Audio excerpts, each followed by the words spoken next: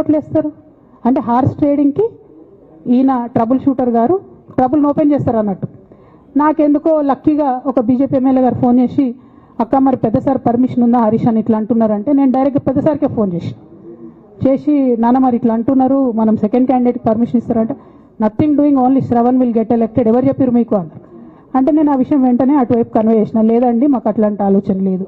ఎందుకు ఈ recent example చెప్తున్నా ఇవాళ అంటే, హరీష్ రావు గారు ట్రబుల్ క్రియేట్ చేసి ట్రబుల్ని మాఫీ చేసినట్టుగా ప్రయత్నం చేస్తారు. బీఆర్ఎస్ కార్యకర్తలందరికీ నేను నా తమ్ముళ్ళకి రిక్వెస్ట్ చేసి చెప్తున్నా, మా చెల్లెలకు రిక్వెస్ట్ చేసి చెప్తున్నా, మీకు పెద్ద స్థాయిలో జరిగే అన్ని విషయాలు తెలియకుండా అందరూ మన వెల్ విషర్స్ అనుకుంటారు. అది మీ తప్పు కాదు, ఎందుకంటే కేసీఆర్ సార్ అంత ఓపెన్ మైండ్తో ఓపెన్ హార్ట్తో ఉంటారు కాబట్టి బీఆర్ఎస్లో ఉన్న అందరూ అట్లే ఉంటారు అనుకుంటారు. కానీ చాలా మందికి చాలా హిడెన్ ఎజెండాస్ ఉన్నాయి.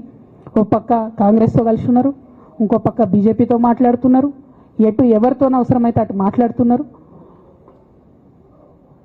అదేవిధంగా 2018 ఎన్నికలలో హరీష్ రావు గారు 20-25 మంది ఎమ్మెల్యేలకు ఎన్నికలలో అడిషనల్ ఫండింగ్ ఇచ్చారు, పార్టీ ఇచ్చింది కాకుండా. ఏడికేలు వచ్చినాయి హరీష్ రావు గారికి అన్ని డబ్బులు? 100% కాళేశ్వరంలో జరిగిన అవినీతి నుంచి వచ్చిన డబ్బులే. ఆయన ఆలోచన ఏం చేసిందంటే, ఏమన్నా కొద్దిగా అటు ఇటు అవుతుందేమో రిజల్ట్, నా దగ్గర ఎమ్మెల్యేస్ ఉండాలని ఆలోచన చేశాను. నీకు అసలు అట్లాంటి ఆలోచన ఎందుకు వచ్చింది?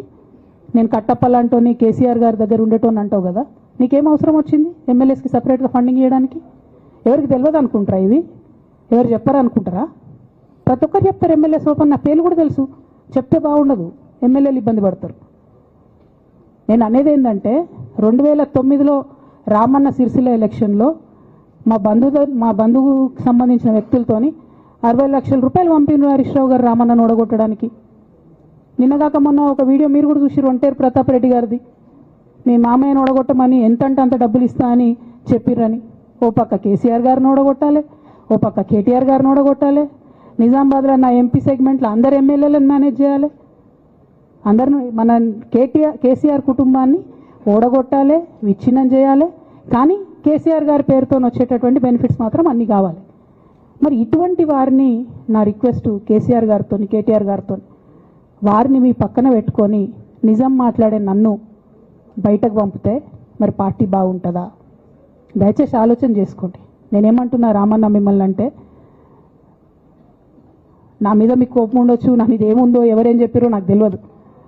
నేను మాత్రం నా ప్రాణం పోయినా కేసీఆర్ గారికి హాని జరగాలని కానీ కేటీఆర్ గారికి హాని జరగాలని కానీ కోరుకోను. అది నా నైజం కాదు. ఆడపిల్లలకు అట్లా ఉండదు, ఆడపిల్లలు ఇల్లు బాగుండాలనుకుంటారు. నా మనసుకి ఎంత గాయమైతే, నాకు ఎన్ని అవమానాలు అయితే, నాకెంత ఇన్సల్ట్ అయితే, నా మీద ఎన్ని కుట్రలు జరిగితే నేను ఇట్లా మాట్లాడుతున్నా. ఇది నా బాధ, ఇది నా ఆవేదన.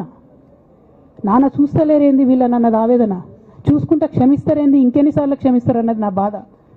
అంతే తప్ప నాకేం కోపం ఉంటుంది? ఎందుకు కోపం ఉంటుంది? నాకు ఎన్ని జన్మల పుణ్యం ఉంటే కేసీఆర్ లాంటి తండ్రి దొరుకుతాడు? కోట్లలో ఒకరికి ఉండేటటువంటి తండ్రి నాకు దొరికిండు. ఆయన లేకపోతే నేను ఎవరు ప్రపంచానికి తెలుస్తుందా? నాకెందుకు అవసరం ఉంటుంది? నాకేం కోపం ఉంటుంది కేసీఆర్ గారి మీద? నాకు బీఆర్ఎస్ పార్టీ మీద ఎందుకు కోపం ఉంటుంది? నాకు 27 సంవత్సరాలు ఉన్నప్పుడు నేను నా కొడుకుని చిన్న పిల్లగాన్ని పసిగుడ్డుని ఎత్తుకొని ఇక్కడికి వస్తే, ఆ రోజు నుంచి ఈ రోజు వరకు నేను రోడ్డు మీదనే ఉన్నా, ఉద్యమాలే చేస్తున్నా, పోరాటాలే చేస్తున్నా, తెలంగాణ ప్రజల కోసం పనిచేస్తున్నా. 2014 నుంచి అధికారంలో ఉన్నప్పుడు కూడా నా ఇంటి దర్వాజాలు ఎప్పుడు తెలిసే ఉన్నాయి. ఇక్కడున్న మీడియా మిత్రులందరికీ తెలుసు. అధికారంలో ఉన్నా లేకున్నా నేను గిట్లనే ఉన్నా. అధికారంలో ఉన్నప్పుడు నన్ను ఏమి సాగనీయకుండా నన్ను ప్రతిపక్ష ఎమ్మెల్యేని చూసినట్టు, ప్రతిపక్ష ఎంపీని చూసినట్టు చూసినా నేను ఇట్లనే ఉన్నా, ఓపెన్ మైండ్తోనే ఉన్నా. నేను కోరేది ఒకటే, కేసీఆర్ గారి ఆరోగ్యాన్ని కాపాడండి రామన్న, పార్టీని కాపాడండి, పార్టీలో ఉన్న కార్యకర్తలని కాపాడండి, అందరు బాగుండేలాగా ప్రజా సమస్యలు తీసుకోండి. నాకు అంతకుమించి కావాల్సింది ఏం లేదు.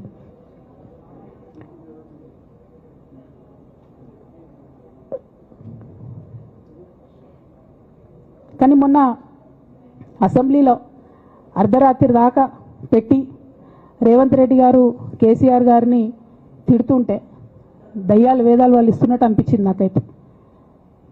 దానికి ఈయన హీరోలాగా ఎదుర్కొన్నాడు, ఈయన 6 అడుగుల బుల్లెట్ అని పార్టీ అంతా ట్వీట్ చేస్తే, మరి 6 అడుగుల బుల్లెట్ ఎవరికి గాయం చేస్తుంది? ఎండ్ ఆఫ్ ద డే ఇవాళ అయితే నన్ను గాయపరిచింది, రేపు రామన్నను గాయపరుస్తారో కేసీఆర్ని గాయపరుస్తారో. జాగ్రత్తగా ఉండండి రామన్న, నేను చెప్పేది ఏం లేదు. జాగ్రత్తగా ఉండండి, కేర్ఫుల్గా ఉండండి. ఎట్ ద సేమ్ టైం ఈ హరీష్ రావు గారి కారణంగా గమ్మత్ ఏముంటుంది?